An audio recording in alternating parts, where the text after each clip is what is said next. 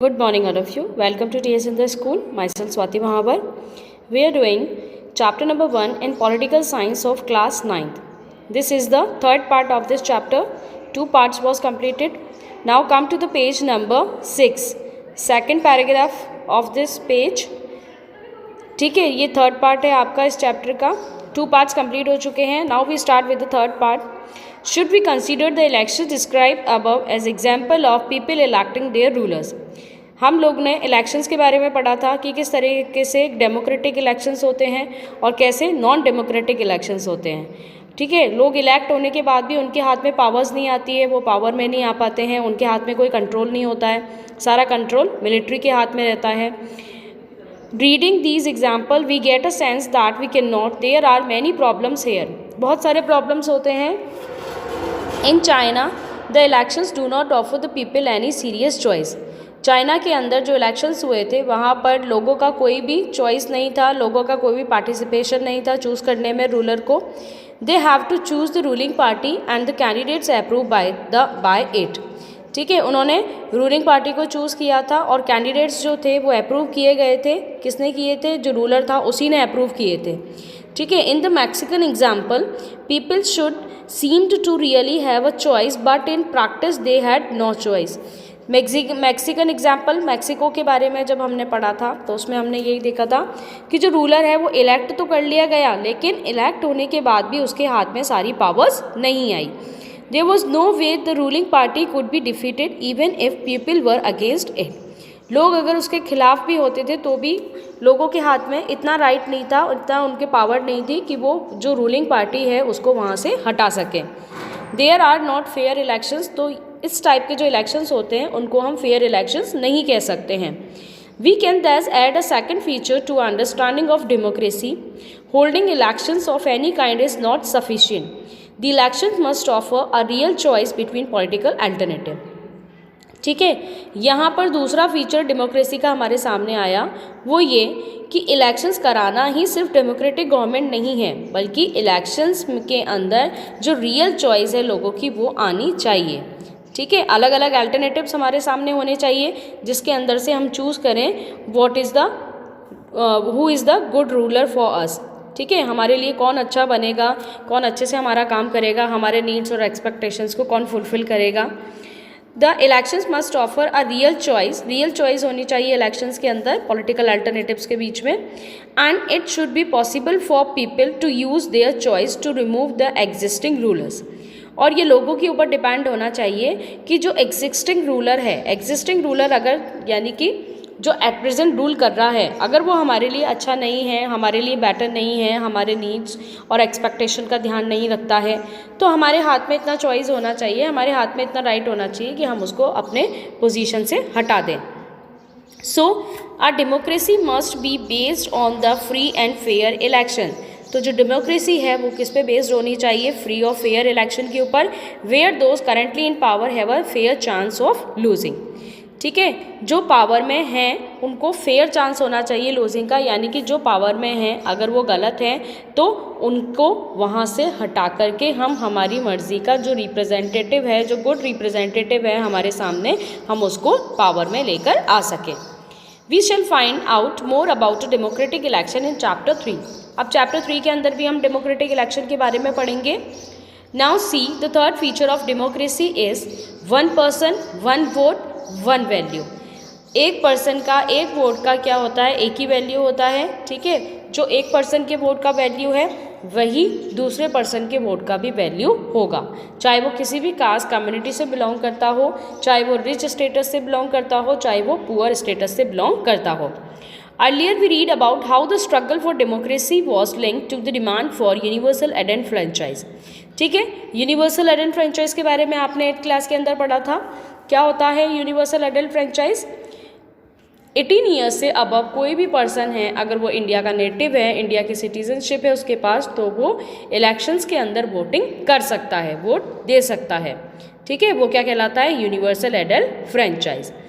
This principle has now come to be accepted almost all over the world.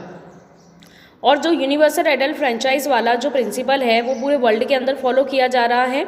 Yet there are many instances of denial of equal right to vote. कुछ जगह ऐसी है, कुछ instance ऐसे हो जाते हैं जहाँ पर राइट टू वोट जो है वो हटा दिया जाता है, लोगों को राइट नहीं दिया जाता कि वो वोटिंग कर सके। Until 2015 in Saudi Arabia, women did not have the right to vote. ठीक है, 2015 के लास्ट तक सऊदी अरेबिया के अंदर क्या रूल था कि वुमेन्स वोटिंग नहीं कर सकती है, वुमेन्स को वोट करने का कोई भी अधिकार नहीं है। Estonia has made its citizenship rules in such a way that people belonging to Russian minority find it difficult to get the right to vote. Estonia की हम बात करते हैं, वहाँ पर जो डिस्क्रिमिनेशन होता था वो किसके बिहाफ पे होता था? सिटीजनशिप के बिहाफ पे। सिटीजनशिप के बिहाफ पे कैसे? रशिया के अंदर जो माइनॉरिटी थी, जिन लोगों की रशियन लोगों की जो माइनॉरिटी थी, माइनॉरिटी का मतलब क्या होता है? जिन लोगों की पॉपुलेशन क्या होती है? कम होती है। ठीक है, जो पॉपुलेशन जो लेस पॉपुलेटेड जो होते हैं उनकी वो क्या कहलाते हैं? माइनॉरिटी की कैटेगरी के अंदर आ जाते हैं। तो उन लोगों को राइट नहीं था कि वो वोटिंग कर सके। कहाँ की बात कर रहे हैं हम? एस्टोनिया की। Now in Fiji the electoral system is such that the vote of an indigenous Fiji has more value than that of an Indian Fijian. ठीक है, फिजी एक कंट्री है, वहाँ की अगर हम बात करते हैं तो वहाँ पर वोट्स के अंदर डिस्क्रिमिनेशन होता था। ठीक है, जो वोट होते थे उसके अंदर वो डिस्क्रिमिनेट करते थे। कैसे? कि जो फिजी थे, जो वहीं के नेटिव थे, उनके वोट का वैल्यू क्या था? ज़्यादा था। और जो इंडियन फिजियन थे, जो इंडिया से फिजी में गए थे, उनके वोट का वैल्यू क्या था? कम था। यानी कि अगर वो दूसरी कंट्री से आए हैं, इंडिया से आए हैं, दूसरी कंट्री के नेटिव हैं, तो उनके वोट का वैल्यू क्या हो गया? कम हो गया। और जिनकी जो वहीं पर पैदा हुए हैं, जिनका बर्थ प्लेस वही है, जिनके पास वहीं का सिटीजनशिप है, उनके वोट का वैल्यू क्या हो गया? ज़्यादा हो गया। Democracy is based on a fundamental principle of political equality. अब जो हमारा डेमोक्रेटिक गवर्नमेंट होता है, जो हमारा डेमोक्रेसी वाला जो सिस्टम है, वो उसका एक फंडामेंटल प्रिंसिपल है, वो क्या है? Political equality. कि हमारे कंट्री के अंदर क्या होनी चाहिए? पॉलिटिकल इक्वलिटी होनी चाहिए। That gives us the third feature of democracy, and this is the third feature of democracy. क्या होता है डेमोक्रेसी का third feature? Each adult citizen must have one vote and each vote must have one value. जो भी 18 years से above है उसका जो वैल्यू है वो किसके बराबर है? 1 वोट के बराबर है। और वो 1 वोट का जो वैल्यू है वो सबके लिए क्या है? सेम है। आया समझ में? जो एक रिच पर्सन के वोट का वैल्यू है वही एक पुअर पर्सन के वोट का वैल्यू होगा। जो एक ST SC वाले के वोट का जो वैल्यू है वही जनरल कास्ट से जो बिलोंग करता है उसके वोट का वैल्यू होगा। ठीक है, किसी भी तरह के वोट के अंदर कोई डिस्क्रिमिनेशन नहीं होगा। Now see the second next heading, that is rule of law and respect for rights. Law का जो रूल्स होता है वो क्या? कि सभी के फंडामेंटल जो राइट्स होते हैं वो उनकी सब क्या करें? रिस्पेक्ट करें। ठीक है, लॉ जो है, जो हमारा कॉन्स्टिट्यूशन है, उसके अंदर कुछ राइट्स गिवन है पीपल को, तो उन राइट्स को सिक्योर करके रखा जाए। Zimbabwe attend independence from white minority rule in 1980। Zimbabwe के अंदर क्या हुआ था? उनको इंडिपेंडेंट मिला था वाइट माइनॉरिटी से। कब? 1980 के अंदर।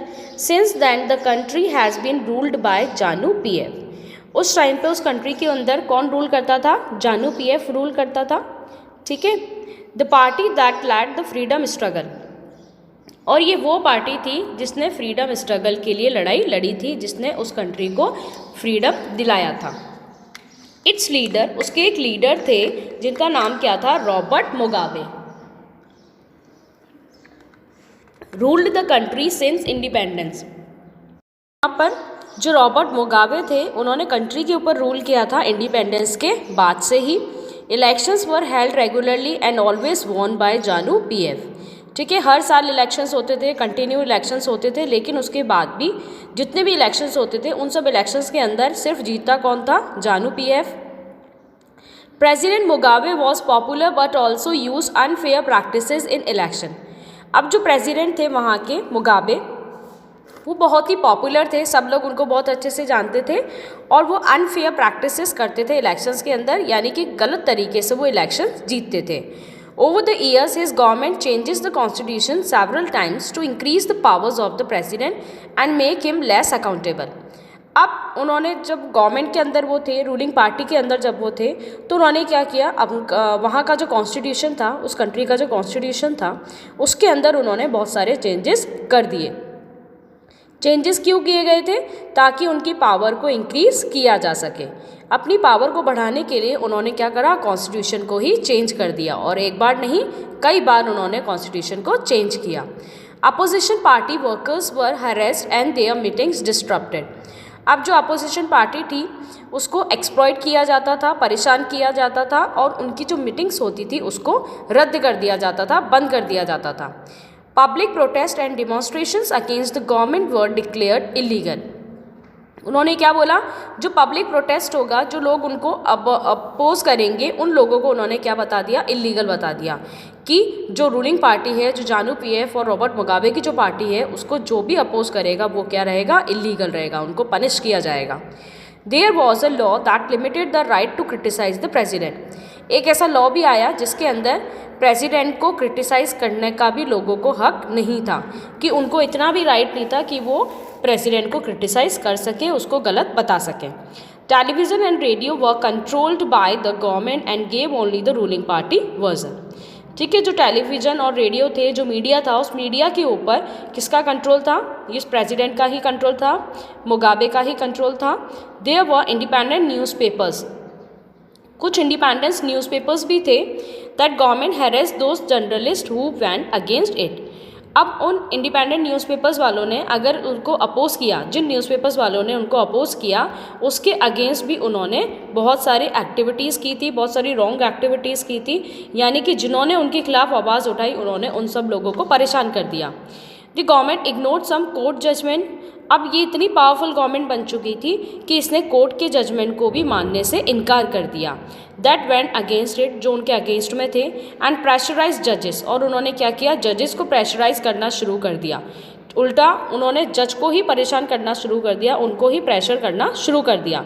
He was forced out of the office in 2017, और उनको ऑफिस से हटा दिया गया कब, 2017 के अंदर। किसके द्वारा, गवर्नमेंट के द्वारा।